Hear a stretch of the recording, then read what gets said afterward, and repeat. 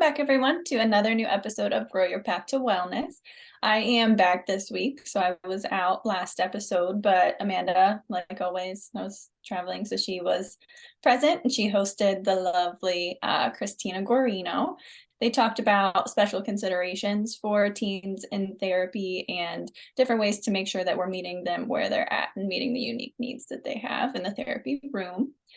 This week's guest, I kind of stumbled upon her in the best way. I was watching a documentary or docuseries on Netflix and just about our environment and sustainability and all kinds of things. And it was called Down to Earth. But then that led me to Googling Ohio farms and a lot of things and like produce exchange programs. Long story short, I came across the farm where our guest this week works at, and I reached out to her, and she was happy to give us some of her time this morning. So welcome, Dr. Amy Sapola. She's going to be speaking on the pharmacy at the Chef's Garden and overall just talking on the connection between agricultural practices and human wellness. So thank you for being here.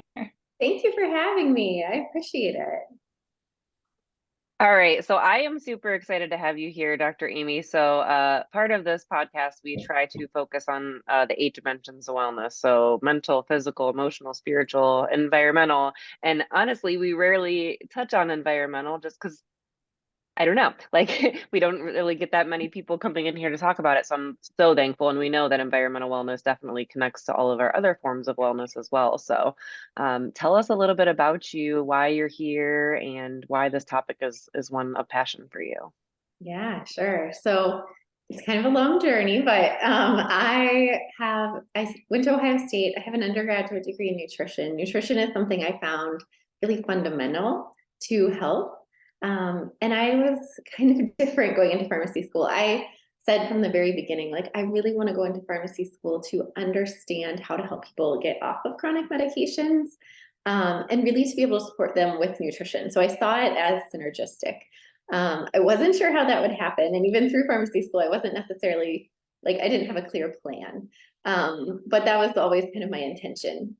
So I went to pharmacy school at Ohio State, became a doctor of pharmacy, went up to Mayo Clinic, worked at Mayo Clinic in outpatient and then in specialty pharmacy.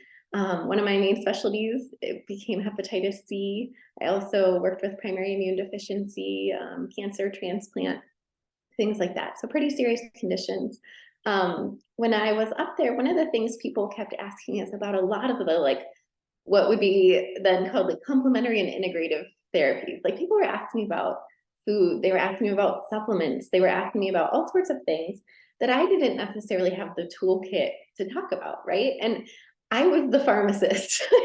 I was like, oh my gosh, they don't, like, in school, what we learn about herbs and supplements is generally they're unsafe. We don't know the interactions, stay away from them. And so I, however, kind of found, like, I don't like just saying no because I don't know. I really like to understand.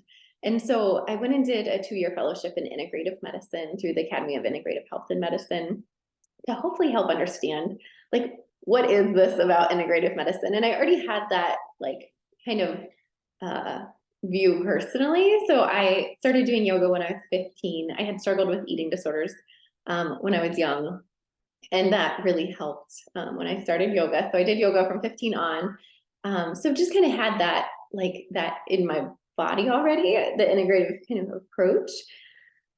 So anyway, did the integrative medicine fellowship, got certified as a wellness coach because I thought it would change how I was able to actually communicate with patients as well. Instead of just telling people what they needed to do, instead actually listening and eliciting, like, where they are, what they already know, like those sorts of things. And so it really changed my interaction with patients. And then through all of that, I ended up starting my fellowship when I was, like, my daughter was 6 months old, I think.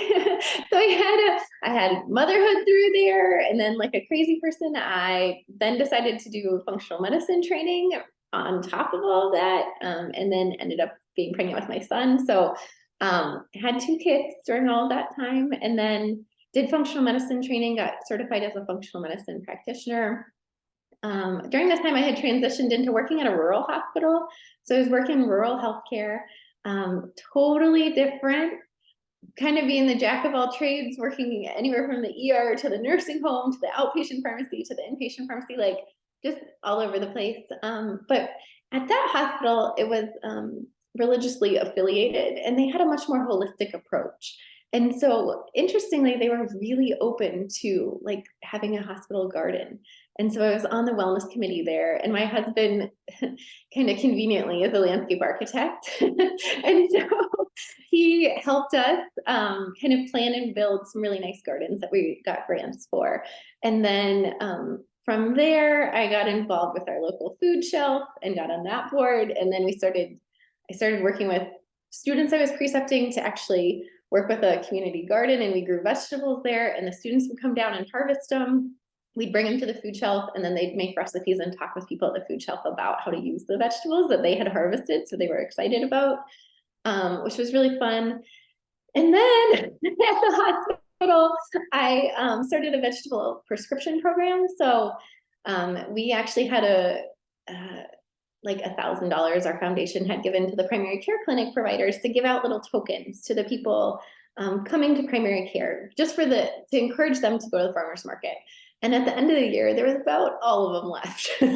Nobody had really been having that conversation with their patients. And when I heard this, I said, if you give me that money, I promise you I'll spend it. And so they trusted me and they gave me the money. I started a veggie prescription program with just a pilot of 10 people.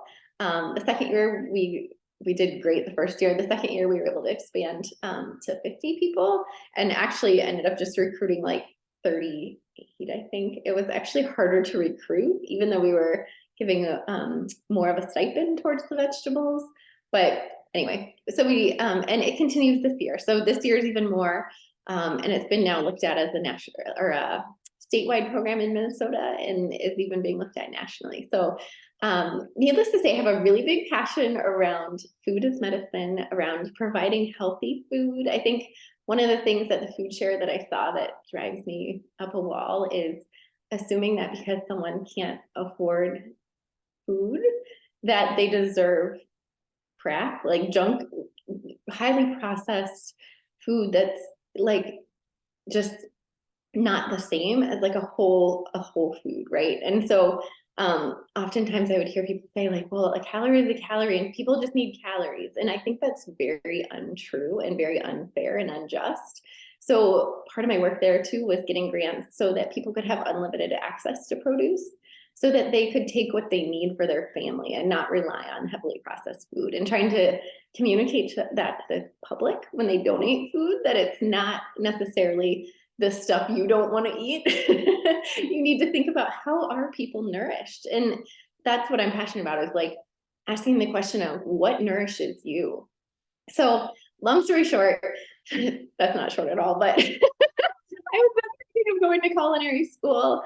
And so I actually came to visit the chef's garden. I wrote them a love letter about everything they were doing, how much I admired it, how amazing I thought they were. And this was during COVID. And I had been accepted to a culinary school in New York City, and I was going to move my family there because I really saw this connection of like, you know, there's really something so fundamental about being able to cook for yourself and nourish yourself along with all of the other things. So they were kind enough, Chef Jamie Simpson was kind enough to let me come for a private tour. I walked around with him for about 2.5 hours.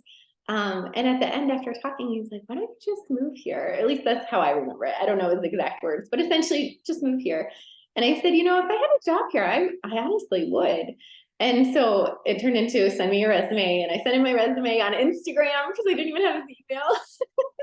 And then ended up writing my job description essentially and called it Director of Pharmacy with an F. And so it was not like a posted position. It was really having this vision and passion for providing access to healthy food for people, understanding the importance of nourishment, and then bringing together all of the like passion for gardening. I don't think I said it, but while I was up in Minnesota at the rural hospital, the local statewide health improvement program actually paid for me to become a master gardener too, because we didn't have any in our county.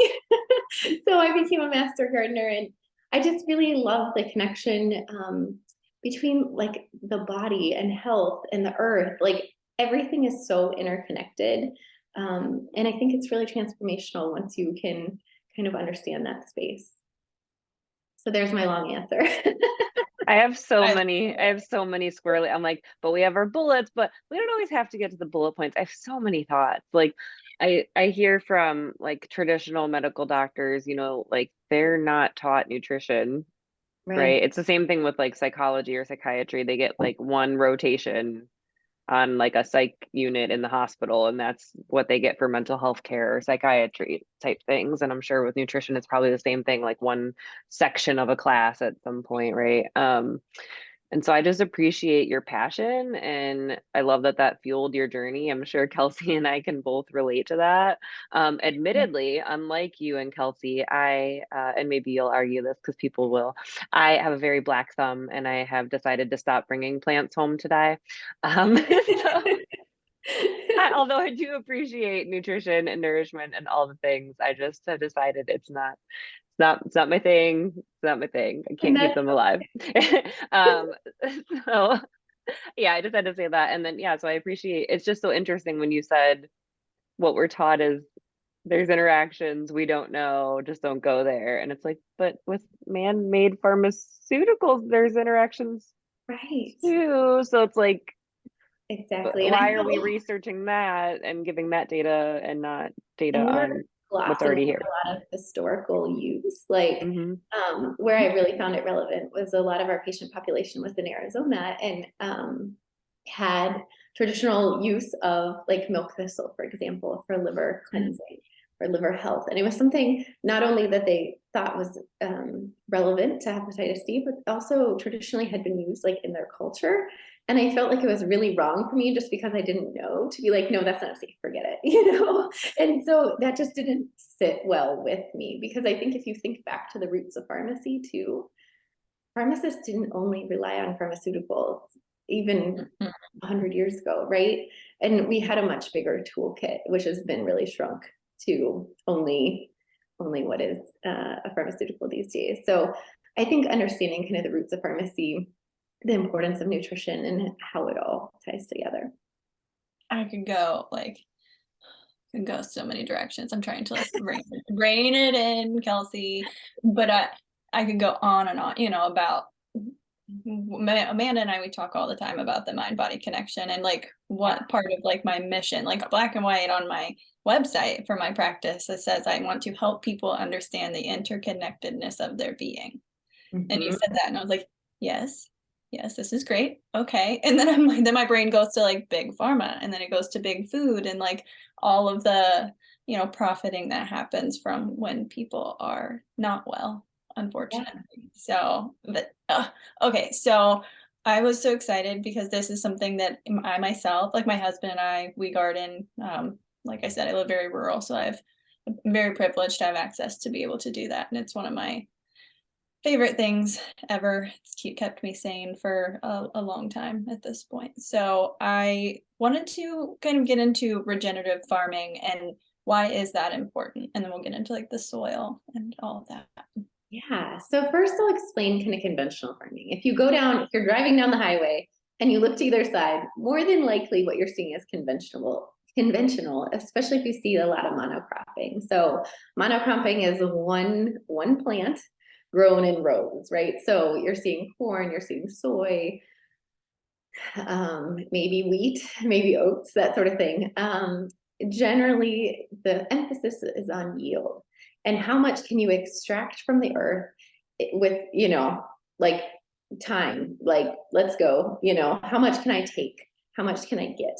And regenerative agriculture is looking at that a little bit differently. So it's looking at how can we give back to the earth so that we're not like only being extractive. So regenerative agriculture is using cover crops, using crop rotation, trying to minimize tilling where possible, minimizing synthetic inputs, because we know that disrupts the soil biology, essentially, like the microbiome of the soil is disrupted by both tilling as well as synthetic inputs. So, you know, how do we maintain that and let the earth regenerate itself, essentially?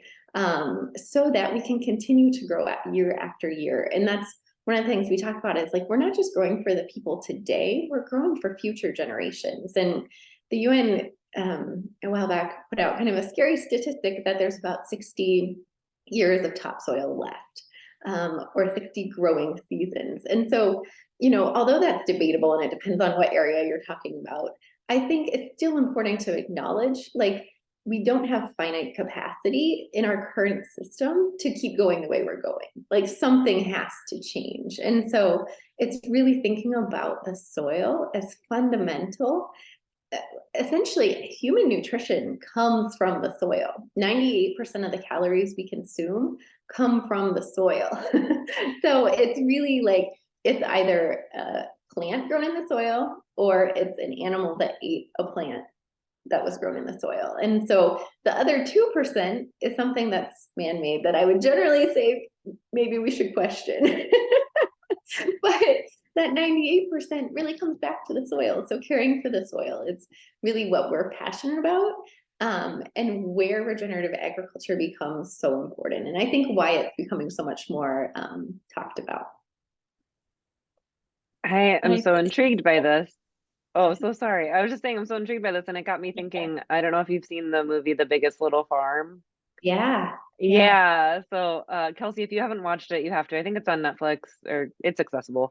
If you have any of those streaming platforms. But yeah, they have this dream to like have this farm, and then it, like, the little farm, and then it turns into this whole operation where they're doing that, like they're making sure they're I don't know what the right words are, protecting the microbiome of the soil, and that they're catering to the species of beetles that are coming at whatever season for the crops that are coming. Like, yeah, it's also intricate when you really get down to it.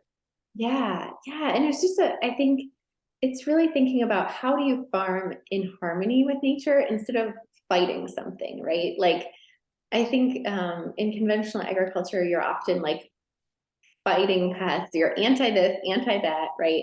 But how do you actually work with nature? And I think that is more sustainable, which I don't even love the term sustainable, because, you know, do we currently want to sustain what's going on? Probably not, right? But how do we actually regenerate? So, yeah. And up until this, now that makes me, you know, the language that I use, now that I hear that, like, I will now try to be mindful and replace the word sustainability or sustainable with regenerative. It makes total sense coming from that area. Yeah. So, and I mean, I'm not against sustainable. I just think, like, what are we trying to sustain, right? And so I think we probably have to do a little bit better than sustaining. Like, we certainly don't want to lose any ground, but I think we really need to look at how do we get, like, gain? How do we give back versus just. Yeah, absolutely. And I think our food too, like, because if the soil is not as well, not as, you know, we're not regenerating that, then the food that comes, like if it's not rich of all of those nutrients that need to be there, then we're consuming food that lacks that as well. Yeah, and the interesting thing is, in the last like 50 to 80 years, they've shown substantial decreases in the nutrient density of vegetables and fruit, as well as animal proteins. And so we know that they're not getting as much uptake of minerals. And it's not necessarily that the minerals aren't in the soil, which I found really interesting. And it's something I kind of learned in this role at the Chef's Garden was, you know, the minerals may be there, but if the microbiome of the soil isn't healthy and well and kind of working as it should, those minerals are bound up or not being taken up in the right way by the plants, not available to the plants, which is actually really interesting to consider, that it's not just a deficiency, but it's the ability to like absorb them, if you want to think of it that way. Like in our own body, like if you have Crohn's disease, right, you can take in lots of food or lots of nourishment, but if you're not able to absorb that nourishment, you could still have a deficiency, right? And so same thing with the plants. It can be there, but it has to be able to get into the plant. I have a question. So for the folks That might be maybe trying to do like a little herb garden, Yeah. to try to not, have a black thumb anymore. No, I'm just kidding. But to the everyday person that's trying to garden, even, if they have a full garden in their yard, or they're just doing like, shelf gardening or ledge gardening type things, how can they, what is it I'm trying to ask? Like all of this, the soil is important, the microbiome is important. So like, how can that be translated to the everyday person trying to garden, if that makes sense? Yeah, that's a great question. So first I would say inside, I have a black thumb as well. Outside is a whole nother story. So if you're only trying to grow inside, don't give up, try outside. I do think it's really important kind of what you're starting with. So thinking about where you're getting your soil, what type of soil are you using? I like to use a soil that contains compost, but thinking of the sources of that compost, I love this show, Growing a Greener World. And on there, even the host, who's really into all of this, talks about he bought soil that was from a farm that was using glyphosate, and I think it was the straw or the hair, whatever was in that, like, because I think it came from a place that had horses. But anyway, was still essentially in the soil. So he planted his plants in the soil, and then sure enough, they came up, they looked okay, and then they got yellow and they died. And so sometimes if we're not setting ourselves up right from the very beginning, you're kind of setting yourself up for failure. And glyphosate is Roundup. And so first of all, I would say at home, get rid of Roundup, don't use it. We know there's so many human health effects. It also binds up minerals in the soil. It can disrupt your own microbiome as well. It's essentially originally approved as an antibiotic. So it disrupts the microbiome of the soil, disrupts your own human microbiome. So making sure there's no glyphosate used around your house, making sure the soil you purchase isn't from a place that's using glyphosate either, and thinking about the source of the compost. So being careful about heavy metals, and this can all be so overwhelming. So first of all, do your best. I'm like, Dr. Amy, just tell me what store do I go to and what brand do I get? No, like, is it going down to the local farm? Like, I'm just also thinking like equity and accessibility for folks, right? Exactly. Like, how do we make this accessible? And I mean, I'm sure you might have to find a happy medium where it's not the perfect soil or. Yes. And I know, like, coming from, so I lived in Wisconsin along the Mississippi River before I moved here. We had beautiful sandy soil that was like so beautiful to work in. And then I came to Ohio, and now we have this really dense clay soil that like I couldn't grow in if I tried. And so it's very different, but I think understanding the soil of your area. Also, backyard composting is not always the easiest thing, but is a really inexpensive way to get compost and to keep your food waste out of the landfill. So thinking about how can you compost in your backyard. As far as soil goes, or like building raised beds, sometimes I just like even those galvanized like feed troughs and then filling those with soil. Those are a nice way to start. Getting the best soil you reasonably can access. I mean, there's no like magic. I can't tell you like a certain brand. It's something I struggle with even here. In Wisconsin, I had my guy, right? Here I have not found like in retail, like the place that I go to buy my soil. So I think it's shopping around, finding what works for you, not giving up, maybe start small. Containers can be tough because they dry out really fast. So personally, I found the most success trying to do like just a small raised garden in the ground though, so that it doesn't dry out quite as fast and doesn't need quite as much maintenance. Everyone loves container gardening and I think it's great, but it does require that like constant watering and tending too. I've noticed, or mine holds a lot of moisture. Like if it doesn't dry out super quick, then it holds a lot, and then I tend to like drown things unintentionally. Like it doesn't, kind of disperse or go as well as if I do vegetables. I can't do container gardening with vegetables unless it's something really hardy like lettuce or carrot. Exactly. And sometimes it's just starting with one thing. At the local school, we're growing this year. We're focusing on a salad garden. So we are just growing lettuce and we're doing things that are kind of quick, like little radishes, cucumbers, like stuff that is relatively easy to grow, quick, can go on the salad bar at the school, but isn't an overly big lift as far as like maintenance or care. Yes. Now I really, for our listeners, I know we've talked about soil, we've talked about, growing things in the soil, but can you talk on why others might have heard the saying, but eating the rainbow, and why eating the colors of the rainbow? Why is that important? Yeah. So essentially the term eating the rainbow means eating from each color category. So even white, tan, brown, black is like a category, right? So red, orange, yellow, green, blue, violet, like blue, violet, I would put together. That's a hard one to get. But essentially color is phytonutrients, and phytonutrients are also called phytochemicals sometimes.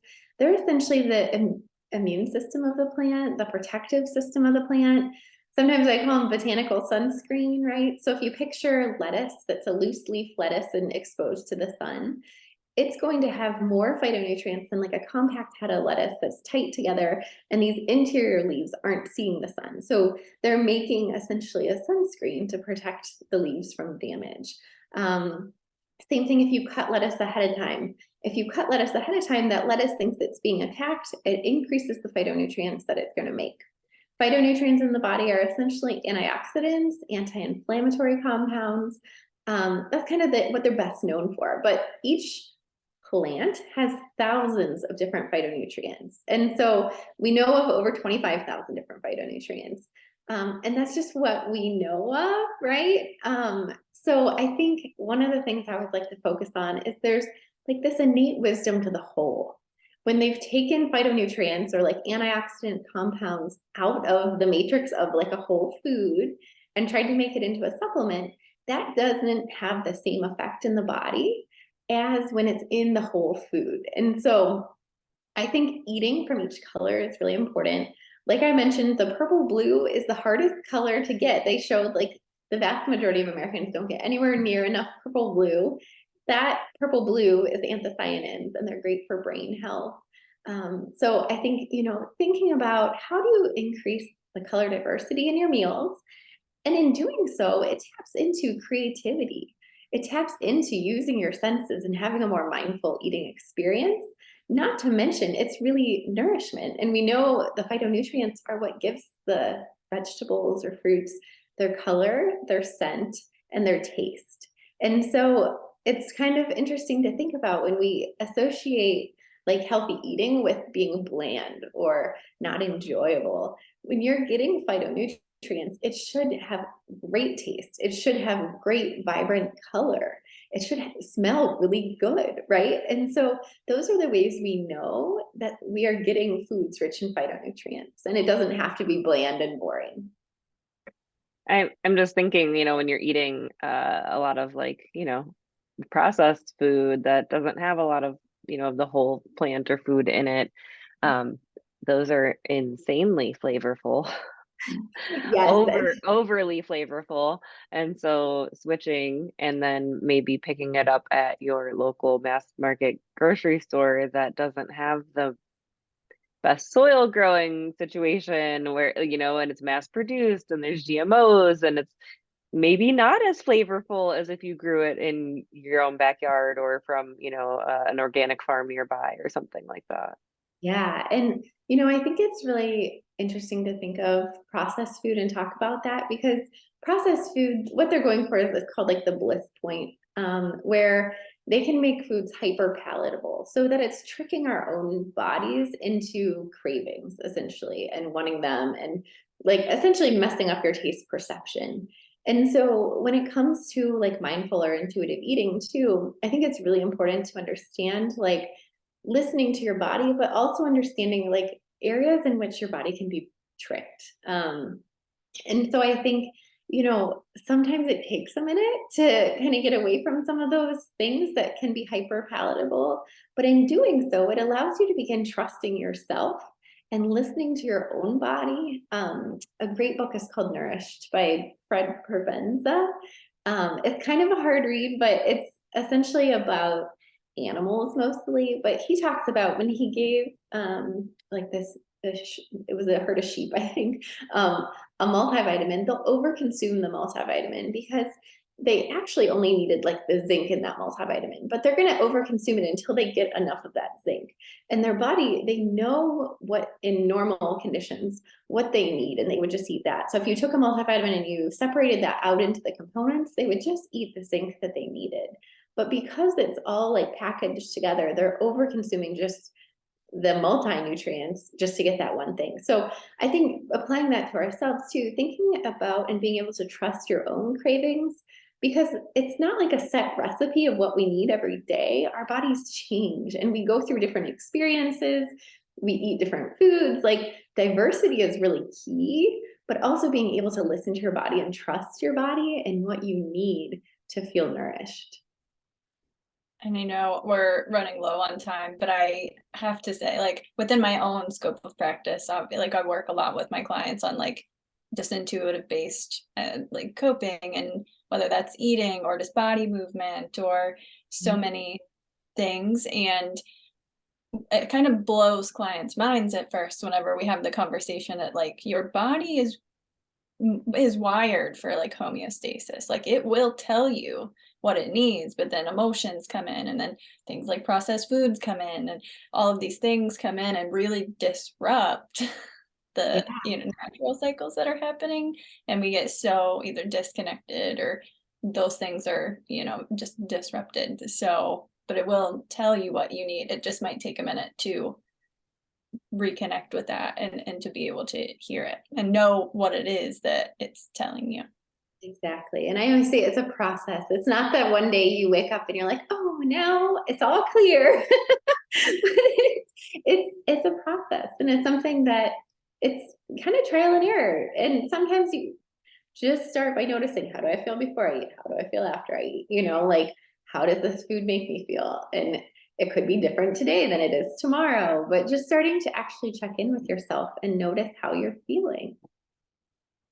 I love that so much. We definitely talk about that like in our sessions as well, and are very human with folks. So I appreciate you saying like it doesn't happen overnight. I'm not perfect, basically. Like some days, and I tell people too, like with the coping, I like we teach intuitive coping, and it's like have a toolbox, and at the same time, like you might wake up tomorrow and none of those tools work, right? Just like you might wake up tomorrow and I don't know, I have interesting sensory issues, so maybe it's a little different for me, but like for like 2 weeks straight, I could love a certain food and be all about it and stock my fridge with it. And then one day I wake up and I'm like, no, I want nothing to do with that food anymore. Right. So just yeah, trusting your body and being able to like just give yourself grace and pivot when you need to in those situations. And obviously your experience has been a journey from your intro, right? Like this didn't happen overnight for you either. Oh my gosh. Yeah, exactly. And that's, I think, it is giving ourselves grace, and it's also just not being so judging. I think we're our hardest critics,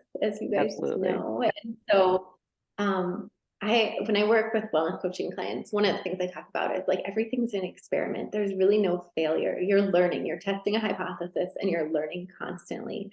And then we change our hypothesis, right? And so I like to think about mindful eating, or even just the eating experience like that we're seeing what works and what doesn't, and you're constantly adjusting and just learning from kind of the input you're getting. Yeah. Oh, this is so good. I swear, every time we have a guest, and people are probably sick of me saying it because I say it at the end of every episode, but everyone just ends up being so wonderful and aligned in how we view the world. And we're like, can we just talk forever? But nobody would listen. People would eventually check out, right? And we want to keep our audience happy. So thank you so much for being here, Dr. Amy. Where can people find you? And then do you have any parting words, quote, mantra for our audience today? Yeah, so you can find us at farmerjonesfarm.com and at Farmer Jones Farm on all social media channels. We're also on YouTube, so you can see me cooking, and we have a podcast as well called Farming for Health. So you can find us on YouTube under the Chef's Garden is our channel on YouTube. I'm at Amy Sapola on Instagram if you want to look me up. I'm not that exciting myself, but and my parting words, I think it's from J.I. Rodale. He says, healthy soil equals healthy plants equals healthy people. And I would take that a step farther, and it equals healthy planet, right? And so starting to think of that connection and how connecting in with ourselves, like spending time in nature, connecting with the earth, how it all comes together, kind of full cycle or circle. Thank you so much Yeah, for, thank for all of this. And we didn't get to touch on mindful eating and intuitive eating, but maybe we can chat, and if you would be open to coming back, and then we can maybe do something with that for our listeners as well. Yeah, that sounds great. This was fun. Awesome. Thank So you much. so What was much. the So name we of this? are, oh, I'm sorry. Yeah, no, I Oh, was just that's gonna close out real quick here. We make sure that you subscribe and turn on your notifications so you don't miss our latest episodes. And next week we are welcoming someone that I've met recently in my networking journeys. Her name is Laura Ammon. She's going to be talking about reaching peak performance through your mind. So she works with athletes and works a lot with their mindset. So super excited to talk to her about that. So thank you, everyone. Bye-bye. Thanks. Take care. Bye.